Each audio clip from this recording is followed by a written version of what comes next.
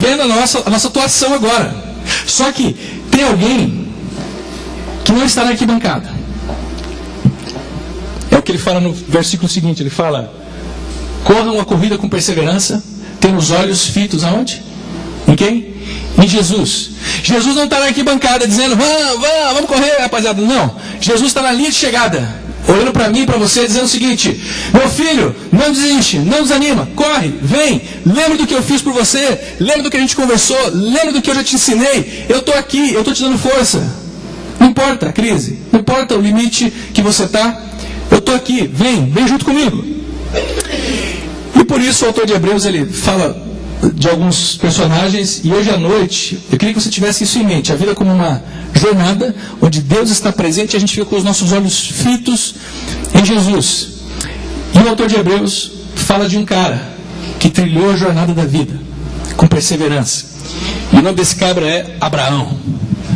Abraão, ele tem uma esposa chamada Sara. Eu acho que alguns de vocês já devem ter ouvido, por isso a gente vai voltar lá para o capítulo 11 no livro de Hebreus. Se você quiser abrir sua Bíblia, você pode abrir, pode acompanhar aqui. Mas Hebreus capítulo 11, a partir do versículo 8, o autor vai dizer assim para a gente: olha, pela fé, Abraão, quando foi chamado, obedeceu e dirigiu-se a um lugar que mais tarde receberia como herança, embora não soubesse para onde estava indo. Lembra que eu falei para vocês? A gente olha para os personagens da Bíblia e a gente acha que a vida deles foi mais fácil. E a gente acha que foi mais fácil, sabe por quê? Porque a gente conhece o final da história deles. Agora, você já parou para pensar que eles não sabiam o final da história deles? Você já parou para pensar que esse cabra chamado Abraão, ele obedece a algo que Deus manda para ele, mas ele não sabe para onde que ele está indo? A gente conhece o final da história dele, mas ele não conhece o final da história dele. E aí quando Deus diz para Abraão assim: Abraão, sai da tua terra, vai para um lugar onde eu vou mostrar para você. Abraão talvez fale assim: mas Deus, fala para mim aí, onde que é? E Deus fala: não, só confia em mim e sai. Mas Deus, dá um endereço aí, dá um ponto de referência para eu jogar lá no Google Maps, tal, ver se eu acho ali um lugar onde você... Não, apenas confia em mim. Abraão é um camarada que está trilhando a jornada da vida, ele está ouvindo a voz de Deus, ele está obedecendo, ele não está entendendo algumas coisas. E para ficar um pouco mais desafiador, ele ainda recebe uma promessa de Deus. Uma promessa de que Deus faria dele o quê? Uma grande nação, um grande povo. Além dele ir para um lugar onde ele não está sabendo, ele ainda recebe uma promessa que tem um problema técnico. Porque ele é casado com uma jovem senhora, que nesse momento da vida tem 75 anos de idade, mais ou menos. E aí essa jovem senhora, e ele olha e fala: legal, Deus, o Senhor vai fazer de mim uma grande nação, mas a gente já não está com esse pique todo para a gente poder ter filhos, ainda mais um montão de filho. Então como é que funciona esse negócio, essa promessa do Senhor? Aí o versículo 11 ele vai dizer: pela fé, Dano, se eu coisar ali, você faz para mim, beleza? Valeu.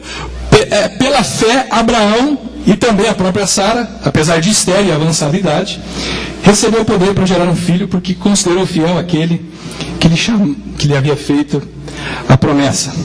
Deixa eu falar um pouquinho com vocês, embora vocês conheçam bastante. Um pouquinho sobre esse camarada chamado Abraão, que é tão conhecido. Acho que vai cair o negócio aqui, viu? O negócio não vai ficar firme, não. Entre os cristãos, entre os judeus e entre os muçulmanos. A história de Abraão, a história de Abraão começa numa cidade. Eu vou dar algumas informações assim mais técnicas, mas fica tranquilo que vai ficar legal, tá bom? A história de Abraão começa numa cidade chamada Ur dos Caldeus, por volta de 2000 anos antes de Jesus. E como você está vendo ali no mapa, Ur dos Caldeus ele ficava numa região chamada Crescente Fértil, uma região que era irrigada por vários rios, mas que ficava no meio do deserto. E por causa disso, grande parte da civilização antiga se desenvolveu nessa região onde tem aquele círculo ali, que é onde está o Golfo Pérsico e o Iraque atualmente. Há 60, 70 anos atrás, mais ou menos, 1930, os trabalhos de arqueologia descobriram as ruínas de Ur dos Caldeus. E sabe o que eles descobriram nas ruínas da cidade de Ur dos Caldeus? Talvez o Leandro vai poder confirmar isso para vocês, já que ele é expert em arqueologia. Eles descobriram isso aqui, ó. Sabe o que é isso? Um zigurate. Sabe o que é um zigurate? O zigurate, ele é uma espécie de observatório astronômico, onde o pessoal de Ur dos Caldeus, eles subiam a esse zigurate, eles entravam nesse zigurate, e ali eles olhavam para o céu para observar as estrelas, e também para cultuar um deus sumérico chamado Nana. Talvez algum de vocês tenha algum cachorrinho chamado Nana, tá? Mas o povo de Ur dos Caldeus, eles costumavam observar as estrelas dos céus e adorar um Deus simbolizado pela lua. É nesse ambiente que Abraão cresce. Abraão cresce, ele é adolescente num ambiente pagão, um ambiente que adora outros deuses. Josué já fala isso para nós, que ele do lado de lá do Eufrates, ele adorava outros deuses. Ele faz parte daquele povo que foi disperso de Babel. E Abraão, ele cresce observando o céu. E não é interessante que quando Deus fala com Abraão, ele fala para Abraão que a descendência dele vai ser como as estrelas do céu. Então quando Abraão ouve isso, ele sabe o que Deus está dizendo para ele. Eu acho maravilhoso essa maneira como Deus começa a se aproximar de Abraão ao longo da jornada da sua vida. Agora, esse zigurate aí, dizem que foi construído mais ou menos ali 21 séculos antes de Cristo, aproximadamente a época onde um tal de Terá, que tinha 3 filhos, um chamado Abraão, o outro Naor e o outro Arã, morava em Ur dos Caldeus. E o Terá, ele tinha esses 3 filhos, um deles, o Arã, veio a falecer, a gente não sabe por qual motivo, mas antes dele falecer, ele teve um filho chamado Ló. E logo após Arã falecer, o Terá, o pai de Abraão, ele toma uma decisão, ir embora para Canaã, sair da terra de Ur dos Caldeus e ir para Canaã. Possivelmente a crise em Ur dos Caldeus era grande. Nada muito parecido com hoje. Talvez em Ur dos Caldeus corrupção era grande, crise econômica no país. E aí Terá dá uma olhada no jornal e fala assim, vê lá uma notícia que Canaã é uma cidade mais próspera, mais fácil de fazer negócio, ganhar vida. Ele pega as suas tralhas, a sua turma, deixa um dos seus filhos, o Naor, em Ur dos Caldeus, e rapa fora para Canaã. Ao longo do meio da viagem, eles param em Padan-Arã, e ali em Padan-Arã, Terá falece, o pai de Abraão. Engraçado que isso se repete ao longo da história. Gente que sai de uma terra e vai para outra. Vocês conhecem alguém assim? Vocês conhecem como é que é a vida de imigrante? Ou viver em famílias de imigrantes? Ou não? Acho que não, né? Assim como Abraão saiu de uma terra e estava indo para outra, muitos de nós aqui somos descendentes de outros países, de outras regiões. Alguns dos nossos avós não chegaram, mas os nossos pais chegaram. Nós chegamos, nós estamos aqui. E depois que Terá falece, Abraão resolve pegar o seu... Ele recebe esse chamado, essa promessa de Deus. Ele tinha aproximadamente 75 anos. E essa fase de Abraão, do seu chamado e da promessa, eu chamei de decisões no passado, histórias no futuro. Porque Abraão, ele está indo para Canaã, ele recebe um chamado de Deus para ir para um lugar onde ele não ia, onde ele não sabia. Ele não sabe exatamente aonde é, mas ele está obedecendo Deus. Ele está tomando uma decisão na vida dele que vai afetar todo o futuro dele, toda a história dele. E eu acho que nas nossas vidas também acontece isso. A gente toma algumas decisões hoje que certamente determinam as histórias que a gente conta no futuro, vocês não concordam? Eu, por exemplo, nunca imaginei que a decisão de sair de Bauru aos 17 anos teria as implicações todas que teve na minha vida. A decisão de 7 anos atrás ir embora para Lagoa Santa, a maneira como mudou a história da minha família, dos meus filhos. Eu tenho certeza que você tomou algumas decisões no passado também. E a decisão de Abraão de obedecer a Deus fez, por exemplo, com que hoje, depois de 4.000 anos, a gente estivesse aqui nessa sala falando dele. Não porque ele é um bambambam, mas porque ele ouviu de Deus, sai e vai. Eu acho que muitas vezes a gente escuta de Deus algumas coisas, a gente tem medo de obedecer. E a gente abre mão de alguns valores e princípios de Deus na nossa vida. E aí a nossa história no futuro ela fica comprometida.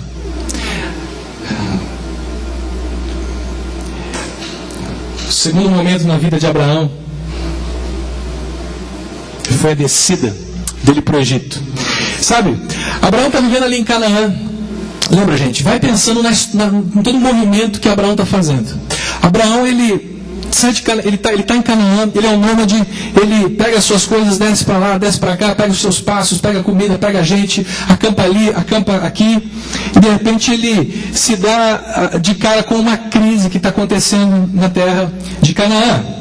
E aí ele percebe que tem comida no Egito. Um dia ele está na sua casa e no jornal passa que, apesar da crise e da fome em Canaã, no Egito tem comida. Sabe o que é interessante? É que quando a gente começa a estudar a vida de Abraão, por exemplo, que a gente tem como um herói da fé, que aliás, você já percebeu que quem chama esses caras de heróis da fé somos nós, né? Porque a Bíblia não chama ele de herói da fé coisa nenhuma. Quem botou heróis da fé lá é a sociedade bíblica, né?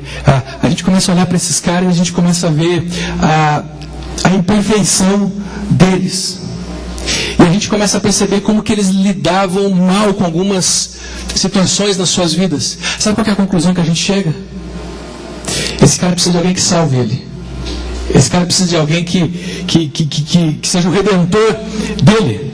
Quando você começa a olhar para a minha vida, por exemplo, você vai começar a perceber que eu tenho atitudes, que eu tenho comportamentos, que eu tenho maneiras de ver a história, que fazem de mim uma pessoa que constantemente está precisando ser salva, que está constantemente precisando ser alcançada por Deus e ser trabalhada por Ele.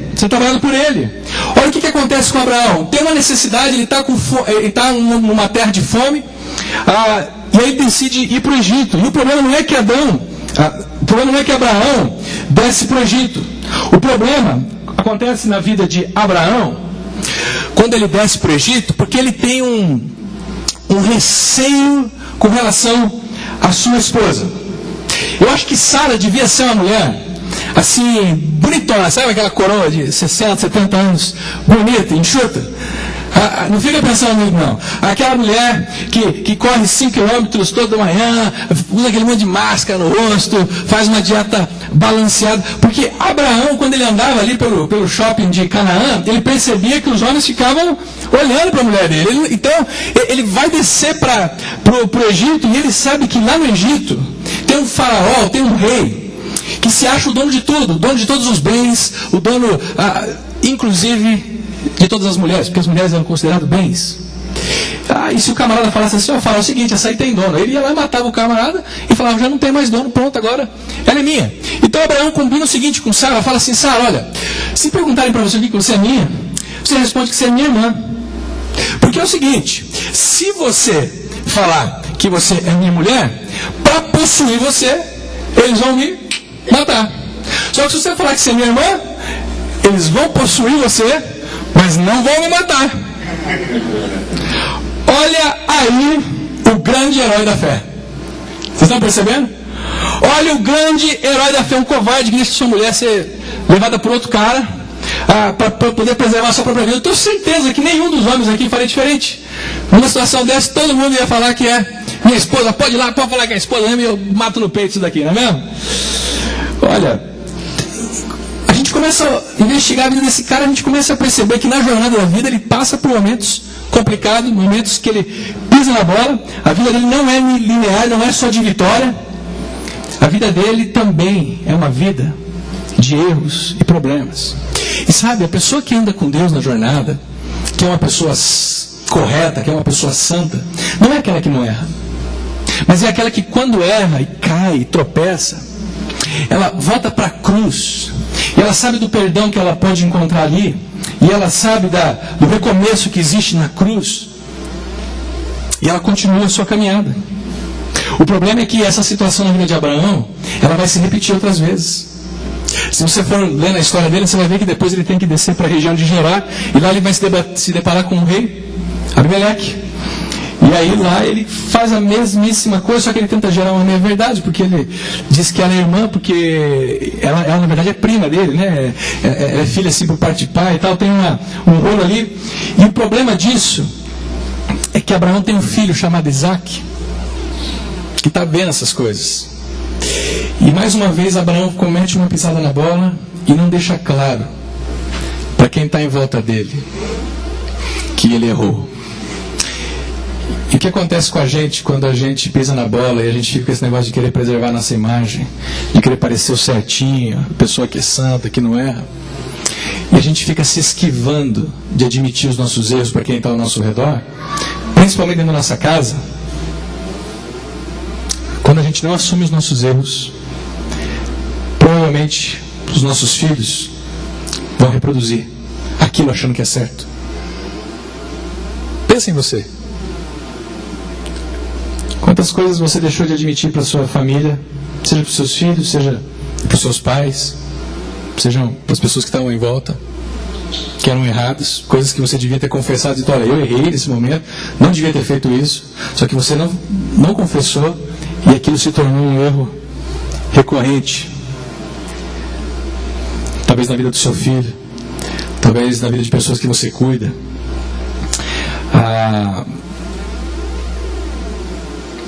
Abraão continua a sua jornada de vida e ele vai agora retornar para Canaã. E depois de toda aquela confusão com a mulher dele, Deus arruma um jeito de contar para Faraó que não era irmã coisa nenhuma, era a mulher dele. Faraó fica doido da vida com Abraão. Pega Abraão e fala assim, vem cá rapaz, o que você fez? Você me colocou numa fria. Deu lá mais alguns bens para Abraão. Falou, some daqui que eu não quero mais ver você aqui, cara. E aí Abraão volta para Canaã. E parece que a vida dele vai estabilizar. Mas daí ele começa de novo a enfrentar alguns momentos difíceis. Será que isso se parece com a gente? A gente vive momentos legais, de repente a gente passa por umas crises, depois a gente supera, e depois a gente cai de novo, crise de novo, e crise, depois momentos bons, depois cai de novo, crise. Abraão vai começar a enfrentar um período de conflitos na sua vida. Deixa eu botar lá, isso. Em meio à presença de Deus. Olha o que acontece. Abraão e Ló, lembra do sobrinho que ele trouxe? Eles têm ali um agronegócio fantástico. Eles têm uma fazenda, eles têm rebanhos, eles têm gente trabalhando para eles. E eles estão todos juntos. Chega um determinado momento da vida que começa a haver muita desavença entre os pastores de Ló e os pastores de Abraão. E o negócio fica tão complicado que Abraão chama o sobrinho dele e fala assim, meu filho, vem cá, vamos resolver esse negócio que eu não aguento mais. Eu não aguento mais essa encrenca todo dia, a gente tem que parar para resolver essas coisas. Então, olha, dá uma olhada aqui, olha quanta terra bonita que nós temos aqui, ó. Escolhe a terra. Escolhe uma terra e pega os seus homens e vai, para ver se a gente vive um pouco em paz. E Ló, nada bobo, ele olha para o oeste, só pedra, só deserto. Ele olha para o leste, planície, água, mato e tal, e fala, é para lá que eu vou. E aí, ele pega as suas coisas e vai embora. Abraão pensa que resolveu o seu conflito, resolveu o seu problema. Mas como tudo na vida, a gente sabe que quanto pior, quanto essas coisas estão ruins, elas podem ficar piores. Quando você pensa que você resolveu um problema, de repente a coisa fica um pouco mais complicada. Você está lá no seu trabalho, tentando resolver um problema que alguém causou, não foi nem você, né? Ou você está assumindo o prejuízo de alguém para poder ter paz. Você não arrumou um problema para ninguém, mas alguém te trouxe um problema. A sua vida estava maravilhosa, só que daí o teu cunhado te trouxe um problema. Você estava maravilhosa a sua vida, de repente teu irmão mais novo criou um problema para você. De repente os seus pais, que agora têm os juros diferenciados para pegar empréstimo, vai lá e pega um empréstimo assim, escandaloso, e você vai ter que mudar a sua vida, a sua agenda para poder ajudar o seu pai, o seu pai e a sua mãe a reorganizar a vida dele. Uma encrenca que você não plantou, mas você vai ter que se meter com ela. E acontece algo com Abraão agora, semelhante a isso.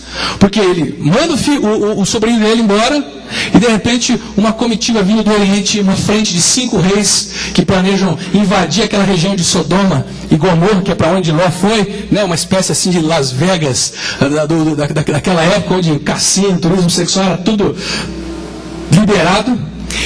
Aqueles caras vão invadir aquela região e eles vão sequestrar Ló. Pega a família de Ló, sequestra. E aí Abraão, que está lá, começando a retomar a vida dele na paz, ele recebe a notícia, ó, Abraão, seu filho Ló está encrencado, cara, foi preso. Vamos ter que ir lá libertar ele. Abraão vai ter que parar o que ele está fazendo para ir resgatar o filho, o sobrinho dele. Você já se pegou em situações assim? Você acha que está ficando tudo bem, que tudo resolvendo, e de repente a coisa fica pior. Você está cheio de problema no seu trabalho, de repente seu filho liga e fala assim: pai, eu bati o carro. Aí você fala assim: não, mas tudo bem, mas pai, eu bati na BMW. Ou seja, o negócio vai ficando complicado cada vez mais.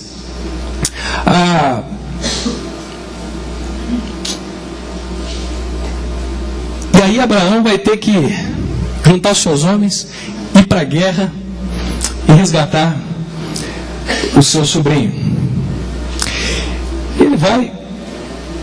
Ele resgata o seu sobrinho, bonitinho, depois de muita batalha. E aqui acontece algo fantástico na vida de Abraão. Porque ele está voltando da batalha. Ele ganhou dos 5 reis. Né? Ele está voltando para sua terra e de repente ele monta um acampamento numa noite. E pode ser que naquela noite ele sai para beber água, ele sai da sua tenda para beber água.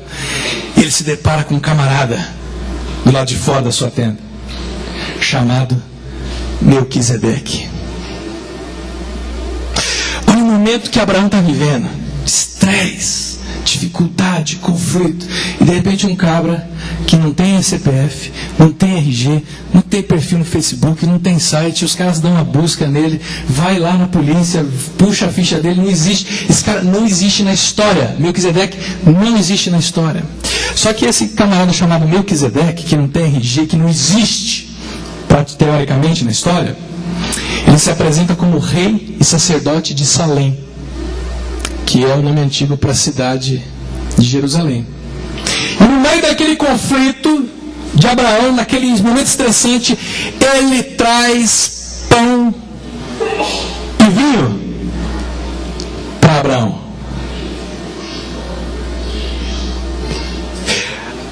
Isso te lembra alguma coisa? No momento de crise, esse Melquisedeque traz pão e vinho para Abraão. 2000 anos antes de Jesus, naquela noite, naquela sobreloja, trazer pão e vinho para os seus discípulos. Ele traz pão e vinho, ele mesmo, o próprio Jesus, traz pão e vinho para renovar as esperanças de Abraão e dizer para ele: cara, continua, olha para mim, estou aqui na linha de chegada, não desiste. Em meio de um dos momentos mais conflituosos da vida de Abraão, o próprio Senhor Jesus vem na direção dele. E a prova de que aquele sujeito tinha uma autoridade espiritual e que Abraão reconhece isso é que Abraão entrega para aquele sujeito o dízimo, por exemplo, da batalha, que eram os despojos, os 10% da guerra que ficava para o comandante. Ele reconhece que o comandante era Deus e ele entrega o dízimo para o Melquisedeque. Sabe, a gente passa momentos de crise na nossa vida, e eu acho que constantemente Deus nos manda alguns recados. Constantemente Deus vem nos trazendo pão e vinho para nos lembrar quem Ele é. Mas é possível que nós não percebamos. Eu às vezes olho para a minha igreja, eu estou lá olhando para a turma e estou pensando assim: esse negócio não vai dar certo. Esse negócio está difícil, esse negócio está complicado, é gente brigando, é gente com problema. E aí eu penso assim: puxa, Senhor, essa igreja, será que vai crescer, será que vai ser legal, tal? De repente alguém chega do meu lado e fala assim: e aí, pastor, pô, a igreja está legal, né, cara? A igreja está bacana, poxa, tem um pessoal novo aí, tem gente aí interessada, tem gente que está entendendo algumas coisas diferentes, Deus está trabalhando na vida de fulano, de ciclano. E eu sinto esses momentos como Deus, no meio da batalha, no meio do conflito, trazendo para mim uma boa notícia. Irmãos, isso não acontece só com Abraão. Isso acontece com a gente. Através de um telefonema, através de um recado no Face, uma mensagem no WhatsApp, onde Deus nos usa para levar pão e vinho no meio dos momentos mais conflituosos da vida que a gente. Só que a gente não percebe. A gente fica reclamando, a gente fica alimentando medo, a gente começa a abrir mão de Deus. Faz sentido? A vida de Abraão parece um pouco com a nossa. Eu tenho mais 2 momentos só que eu quero compartilhar com vocês sobre Abraão, já estou terminando. O 4º momento na vida de Abraão diz respeito ao filho da promessa. Porque quando a gente ouve Deus e a gente entende algumas promessas de Deus, a gente precisa entender que o tempo dele também é diferente. Ele faz as coisas do jeito que ele quer e na hora que ele quiser. O que acontece aqui? Abraão está com 85 anos de idade. Deus prometeu para ele um filho, e esse filho não vem. E aí a dona Sara, aquela mulher que malha, bonitona, ela tem uma ideia genial. Ela resolve dar uma forcinha para Abraão. Ela fala assim: meu velho, vamos fazer o seguinte, ó, Deus prometeu para a gente, só que não vem o negócio, né? A gente já está uns anos tentando, a gente já não aguenta mais, porque ó, nossa idade também já não ajuda muito. Vamos fazer o seguinte, ó, vamos resolver esse negócio. Que tal você deitar com a minha serva? Aquela mocinha ali de 20, 25 anos. O que você acha? Eu não sei o que aconteceu ali, o que Abraão disse, mas a gente podia especular isso um pouquinho, né? O que vocês acham? Eu acho que existia outra possibilidade. Eu acho que Sara podia falar assim para Abraão: Abraão, é o seguinte, olha, eu sei que você recebeu uma promessa de Deus, Abraão. Abraão, olha, você me disse que Deus falou com você, e apesar da gente não estar vendo as coisas acontecer, vamos ficar firme, vamos tentar, vamos seguir a nossa vida, vamos confiar na promessa de Deus, vamos confiar que Deus vai cumprir o que Ele prometeu para a gente, mesmo não engravidando, mesmo o filho não surgindo, vamos crer na promessa e no amor de Deus. Sara poderia ter encorajado o seu marido e dito para ele: vamos em frente, Deus vai nos abençoar, Deus vai renovar nossas forças, Deus nunca falhou com a gente. Mas o que Sara faz? Sara resolve empurrar o marido dela para uma outra mulher, se esquivando talvez essa responsabilidade de ser alguém que segura, junto com o seu marido, os problemas. Isso acontece muito hoje. Algumas mulheres, ao invés de ajudar os seus maridos a superarem dificuldades, elas vão empurrando eles para outras cuidarem, para a gente no serviço cuidar, para a gente na escola, e elas não percebem que os seus maridos vão sendo levados. Mas tem um negócio também do lado de Abraão, porque Abraão não é nenhum santinho aqui nessa história, gente. Você imagina um camarada de 85 anos, e a mulher dele fala assim: que tal você deitar com aquela minha serva ali que tem 25 anos? E essa Abraão falou assim para ela: velho, você sabe que eu não sou homem dessas coisas, né? Mas, pela fé, né? Mas já que é para ajudar Deus, que é para cumprir o propósito de Deus, então vamos que vamos.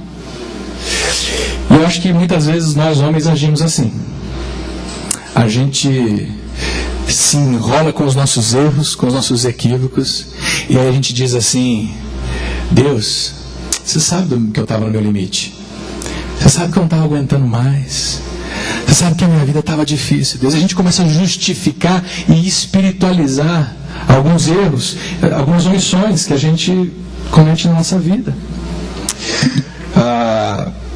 E o problema é que quando o pessoal começa a querer dar forcinha para Deus, o negócio vai ficando cada vez pior. Porque daí nasce um filho de Abraão e Agar, que vai fazer da vida de Abraão um inferno. A família de Abraão vai tornar um inferno, discussão o tempo todo. E 4.000 anos se passaram e nós temos uma guerra no Oriente Médio que não acaba. Porque Abraão tem o seu filho Isaac, que é o pai dos judeus, e Ismael, que é o pai dos árabes. Simplesmente porque alguém um dia tomou uma decisão de dar uma forcinha para Deus, e agora está contando uma história bem complicada no futuro. E quem está no futuro somos nós, para ver isso daí. Em contrapartida a isso, Deus chama Abraão e reforça a promessa dele e fala assim: não, cara, você tomou o caminho errado. Você achou que você conseguia fazer as coisas de acordo com o que você achava, mas não é. Eu sei, você tem aproximadamente 100 anos, eu sei que a sua mulher também já é velhinha, é complicado, mas olha, a minha promessa, ela não falha. Você acha que porque você tem 100 anos você não vai conseguir ter filhos, rapaz? Olha, o poder de Deus pode fazer milagres, pode fazer coisas acontecerem. Nasce Isaac, e é interessante que o texto diz que Isaac nasceu exatamente na época fixada por Deus. Nem um dia antes e nem um dia depois. Sabe quanto tempo depois da promessa? 25 anos depois da promessa. Será que a gente, numa sociedade imediatista que somos, a gente tem a moral de esperar 25 anos por uma promessa? A gente tem a manha de esperar por 25 anos Deus fazer alguma coisa na nossa vida? Se a gente não tiver na nossa mente essa consciência de que a nossa vida é uma jornada, é algo longo, e que ao longo dessa jornada Deus trabalha, a gente vai ficar ansioso e a gente vai se precipitar e vai tentar dar uma força para Deus. Se Deus prometesse para mim algo hoje, para cumprir só daqui 25 anos, sabe quando que Ele cumpriria? Quando eu tivesse 60 anos. Eu tenho 35 anos. E Deus fala assim, eu vou te dar um negócio, mas daqui 25 anos, eu não sei se eu aguento esperar. Eu acho que a gente precisa olhar para esse aspecto de Deus na nossa vida e saber que Ele está trabalhando na nossa jornada, ao longo da nossa jornada, momentos difíceis e momentos complicados. Você tem filhos que não estão com o Senhor? Aguenta, continue orando, que demore 20, 30, Deus vai trazer eles de volta. Você tem alguém que está do seu lado e você está orando para que essa pessoa se renda a Jesus. Eu estava conversando uma vez com um amigo meu aqui de São Paulo, o Josué, lá da vila. A mãe dele disse que orou 60 anos pelo pai, o pai poder se render a Jesus. Eu falei, essa mulher, olha, vai direto para o céu sem escala, assim, ó, porque 60 anos esperando em Deus, com a consciência de que Deus trabalha com medidas de tempo um pouco maiores do que a nossa. Abraão vai levando a sua vida, e aí ele chega no último momento da sua vida, que eu vou compartilhar com vocês, que é o denominei o maior teste de fé que Abraão pôde vivenciar. Vocês sabiam que as bênçãos que Deus nos dá, elas têm um grande potencial para se tornarem ídolos nas nossas vidas? Quantos de vocês já pensaram que muitas das coisas que nós pedimos para Deus, Deus talvez não nos dá? Porque senão a gente vai trocar Ele por elas. Abraão aqui nesse momento ele vai ter que decidir se ele fica com o Deus das bênçãos ou se ele fica com a bênção de Deus. Na nossa sociedade hoje, sabe qual é um grande potencial de se tornar Deus das nossas vidas? Filhos. Filhos da nossa sociedade têm um potencial para se tornar ídolos. Tudo aquilo que você colocar no lugar de Deus, que não for Deus, vai escravizar você. Pode ser um filho, pode ser uma carreira, pode ser dinheiro, pode ser corpo físico, pode ser estética, né? Malhar, ficar com a barriguinha chapada, tal, tanquinho, negativado, que nem a minha, assim. Pode ser uma relação afetiva. Deus nos dá bênçãos e às vezes a gente confunde e coloca as bênçãos e espera das bênçãos, algo que nós só poderíamos esperar de Deus. E Abraão ganhou seu filho, Isaac, e um dia está lá Abraão brincando no quintal com seu filho. Deus aparece no fundo do quintal, para não assustar Isaac, chama. É só romance, tá aí, a Bíblia não conta essas coisas não. Ele chama Isaac, ele chama Abraão e fala assim: vem cá, vamos trocar uma ideia, vamos conversar. Fala, Deus, fala aí. Deus fala para Abraão: Abraão, eu quero uma coisa sua. E Abraão imagina falando assim: pode pegar o que você quiser, Deus. Olha, o Senhor me tirou de Ur dos Caldeus, naquele fim de mundo, o Senhor me fez prosperar, o Senhor me deu vitória. Olha, o que o Senhor quiser, pode levar. O que o Senhor quer metade do meu salário todo mês na igreja, eu dou metade do meu salário, eu dou tudo o Senhor quiser. E Deus fala assim: não, Abraão, eu não quero nada não, cara. Diz, não, eu só quero o seu filho Isaac. Como é que é? Você demorou 25 anos para me dar um filho. E agora que você me deu, você quer ele de volta? Como assim?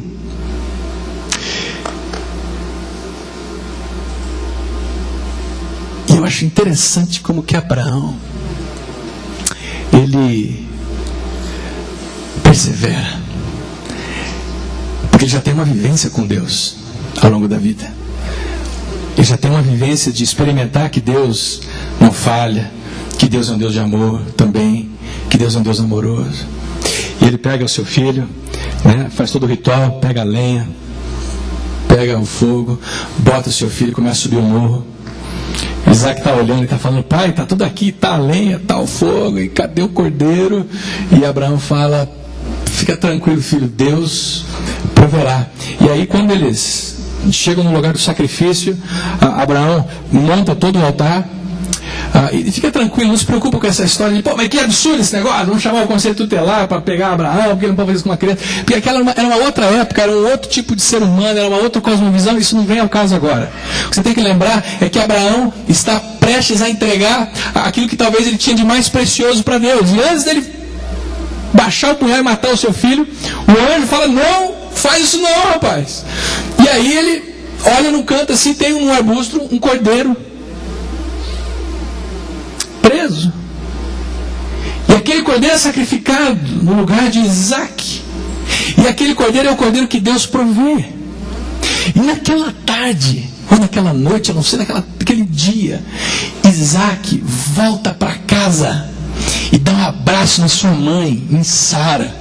Como quem diz: ufa. Não, ele volta para casa e ele dá um abraço na sua mãe. Sabe por quê? Porque Deus proveu um cordeiro que morreu no lugar dele. E 2000 anos atrás, João Batista está olhando Jesus passar e está falando o quê? Olha aí o Cordeiro de Deus que tira o pecado do mundo. Se eu e você hoje podemos viver como vivemos, em comunidade, amando uns aos outros, se nós podemos desfrutar de uma confiança em Deus, se nós podemos dar abraço uns nos outros hoje, é porque Deus proveu um cordeiro que morreu no nosso lugar há 2000 anos atrás, para nos salvar-nos dos nossos pecados e nos reconciliar com Ele. Eu queria sugerir para vocês que, em meio a essa história de Abraão, que eu sei, ela é um pouco comprida, é difícil contar a história de Abraão em 40, 50 minutos, que eu já nem sei quantos minutos foram.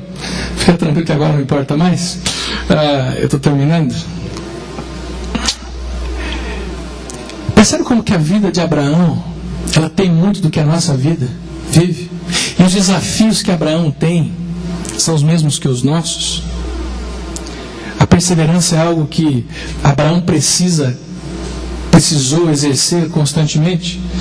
Por isso eu queria que você prestasse atenção que nessa história de Abraão, o texto diz que o Senhor foi bondoso com Sara, como lhe dissera.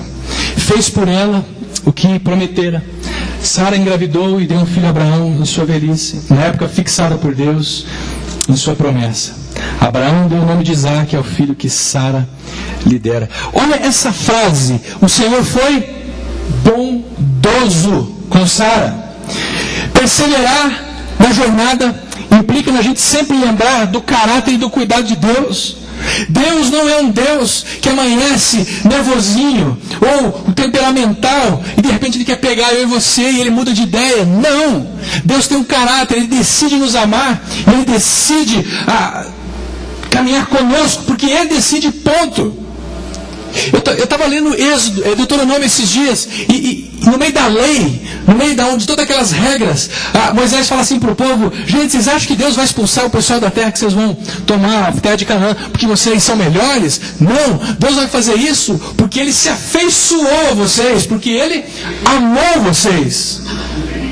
Então, ao longo da nossa vida, da nossa jornada, nas crises que a gente passa, a gente precisa lembrar desse caráter, esse cuidado de Deus. Olha esse versículo essa frase que se repete na Bíblia, é a frase que mais se repete na Bíblia: não temas, crê somente. Salmo 34, ou você me ajuda? Salmo 34, 8 diz assim, olha: provem e vejam como que o Senhor é bom, como é feliz o homem que se refugia nele. A gente tem que lembrar que na nossa mente, no nosso coração, que Deus é bom, Ele não é mau, Ele nos ama, e portanto no momento de crises, Ele não vai nos abandonar. Ele nunca prometeu que nós não íamos ter crises, mas Ele prometeu que no meio das crises Ele estaria conosco, que no meio das crises nós precisaríamos perseverar, e mesmo que a gente chegasse no nosso limite,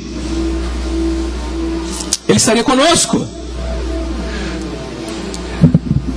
Esse texto diz que Deus fez por Sara o que Ele prometeu para Sara. A gente precisa aprender a perceber as promessas de Deus nas nossas vidas. Não para nós como indivíduos, mas para nós como igreja, para nós como povo de Deus. E saber que Deus não vai nos abandonar. Olha o que esse texto diz. Vem e agrada-te no Senhor, e Ele atenderá os desejos do teu coração. O que mais Sara queria era um filho. E no tempo certo, na hora certa, Deus deu um filho para ela. E talvez você está esperando algumas coisas, e você está perguntando, você tem respostas, você quer respostas para algumas coisas, e talvez você precise esperar o tempo de Deus. Ele vai te dar aquilo que tiver que ser dado para você. Salmo 35 vai dizer: entrega o teu caminho ao Senhor, confia nele e Ele vai agir. E isso não serve só para a gente na vida afetiva, na vida sexual, na vida de encontrar um parceiro, né? Entrega o teu caminho ao Senhor, confia nele, Ele vai agir. Isso serve para a gente nos contextos mais variados que a gente vive. Por exemplo, no nosso emprego, da nossa comunidade, na nossa vizinhança, na relação com os nossos parentes. Quando a gente se depara com algumas bifurcações, a gente é tentado a abrir mão dos princípios e valores de Deus, a gente precisa ficar firme e falar: não, eu vou continuar obedecendo, eu vou continuar fazendo aquilo que Deus mandou. Quando alguém te mandar uma tentação para você subornar alguém, para você passar os pontos da sua carteira para a tua esposa, você fala: não, eu vou assumir isso aí, eu fiz essa besteira, eu vou que vou. Você percebe como que, à medida que a gente vive na nossa sociedade, na nossa jornada, a gente é tentado a abrir mão daquilo que Deus nos ensina, daquilo que Jesus nos ensina? Por isso, confie no Senhor de todo o seu coração e não se apoie no seu próprio entendimento. Reconheça o Senhor em todos os seus caminhos. Tenta perceber Melquisedeque vindo na sua vida. Tenta perceber Deus mandando recados para você, na tua direção, através de alguém que te liga, através de alguém que te manda um e-mail, através de alguém que te abraça, através de alguém que te encoraja. E a última frase: Deus fez o que fez por Sara. Na época, pode passar mais um. Fixada por Deus em sua promessa. Ou seja, gente, a gente só precisa caminhar a jornada, correr a carreira da fé. A gente precisa entrar naquela pista e continuar a nossa maratona, olhando para Jesus. E Ele vai fazer tudo o que tem que fazer na nossa vida no tempo devido. Eu queria deixar vocês essa noite encorajados com essa palavra perseverança. Abraão e muita gente na Bíblia teve que perseverar. Nós também precisamos perseverar. Quero que você leve algumas coisas para sua casa. Cadê o Fernando? Não é preciso levar o Fernando para casa, não. O Fernando vai tocar uma música para a gente. Pode pôr para mim, Luinha. Mais um. Isso. Perseverança implica em constantemente você se lembrar do caráter bondoso de Deus. Não esquece disso. Se você vive desconfiando do amor de Deus, você vai viver escravo do medo. Eu estava lendo um livro de um cara chamado Brennan Manning. E ele fala assim: se dê ao luxo de ser amado por Jesus, mesmo antes de você tentar conquistar esse amor dele. Porque Deus te ama independente se você... É Ele que decide te amar e não você que escolhe Deus. Perseverança implica em a gente se lembrar das promessas de Deus. E perseverança implica em a gente entregar o nosso tempo e os nossos caminhos ao Senhor. Quero convidar você nesse instante, talvez, a ter um tempo precioso de oração. Fechar seus olhos, deixar que o Espírito Santo fale com você hoje, dizendo que Deus é bom, que o Espírito Santo possa trazer à sua mente as promessas dele. Mas eu quero desafiar você nessa noite a entregar o seu caminho, o seu plano, os teus sonhos ao Senhor nessa noite. Lança sobre Ele a ansiedade que talvez está tomando conta de você. Talvez você está passando uma crise financeira. Talvez tenha alguém doente na sua família. Talvez a relação em casa não está muito boa. A família está desestruturada. Talvez você está inseguro. Mas nessa noite, Deus está dizendo para nós: corram com perseverança a jornada que eu dei para vocês. Não desistam. Deixe que essa palavra penetre em você e que você possa escutar a voz de Deus te lembrando do amor dele por você. Senhor,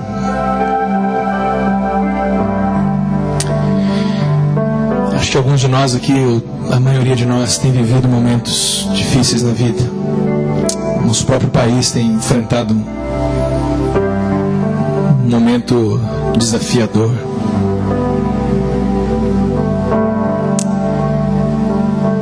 Nosso país tem enfrentado momentos de crise financeira, mas também crise de valores. E a gente está no meio disso tudo, Senhor. Faz parte da jornada que nós estamos trilhando. Que nessa noite o Senhor nos ajude a encontrar abrigo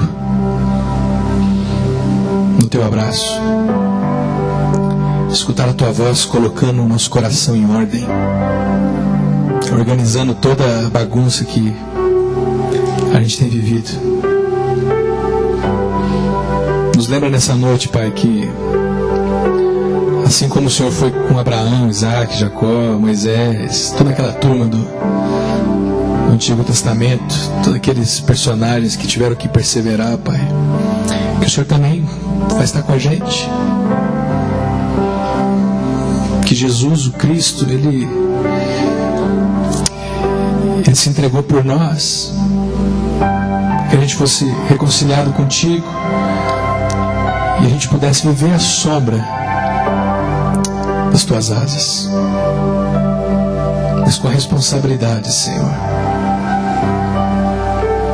de continuar a jornada da nossa vida confiando no Senhor. Renova nessa noite a confiança daqueles que deixaram de olhar para o Senhor ao longo da caminhada. Aqueles que talvez as dificuldades foram tão grandes que eles pararam no meio. Essa noite ajuda esses irmãos a retomarem a caminhada e botarem os olhos no Senhor. Lembrar do que o Senhor fez naquela cruz. Lembrar da sua ressurreição, da sua vitória sobre a morte, sobre tudo. E continuarem caminhando, Senhor. Ajuda a gente a chegar no final da nossa jornada, Pai, certos de que andamos ela sendo guiados por Ti. Que o Senhor nos abençoe e nos guarde. Que o Teu amor enche as nossas vidas. É isso que eu oro a Ti, em nome de Jesus.